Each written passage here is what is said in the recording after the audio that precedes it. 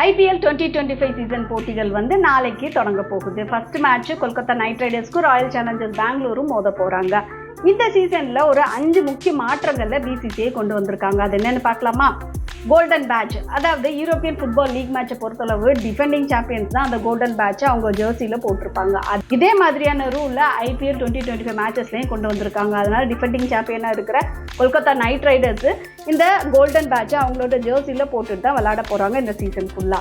அடுத்ததா 2 பால் ரூல் கொண்டு வந்திருக்காங்க. அதாவது யூஷுவலாகவே IPL T20 மேட்சஸ்ல ஒரே ஒரு ஒயிட் பால் மட்டும் தான் கொடுப்பாங்க. ஆனால் இந்த தடவை 2 பால் கொடுக்க போறாங்க. அதாவது 11th ஓவர்லேருந்து இந்த பாலை யூஸ் பண்ணிக்கலாம் ஈச் டீம் அப்படிங்கிறத சொல்லியிருக்கிறாங்க. ஹேக்கை டெக்னாலஜியில் சம் சேஞ்சஸ் கொண்டு வந்திருக்காங்க. ஹேக்கை அப்படின்னு சொன்னால் இது ஒரு டெக்னாலஜி. இதை யூஸ் பண்ணி தான் பால் வந்து எந்த சைட் போயிருக்கு அப்படிங்கிறத கண்டுபிடிக்கிறதுக்காக வச்சிருக்கிறாங்க. இந்த சீசனை பொறுத்தளவு ஆஃப் சைட்லையும் ஹெட் ஹை வைட்லையும் போகிற பாலை கண்டுபிடிச்சு சொல்ல போறது ஹேக்கை டெக்னாலஜி தான்.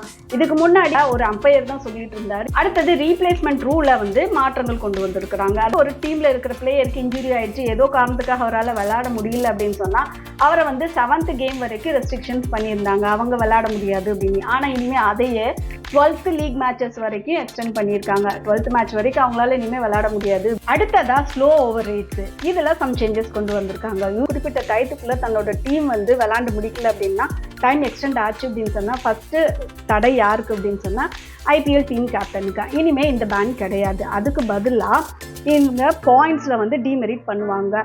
ஃபர்ஸ்ட் லெவலில் அஃபென்ஸ் என்ன அப்படின்னு சொன்னால் 25லேருந்து 75% வரைக்கான மேட்ச் ஃபீஸில் கட் பண்ணுவாங்க.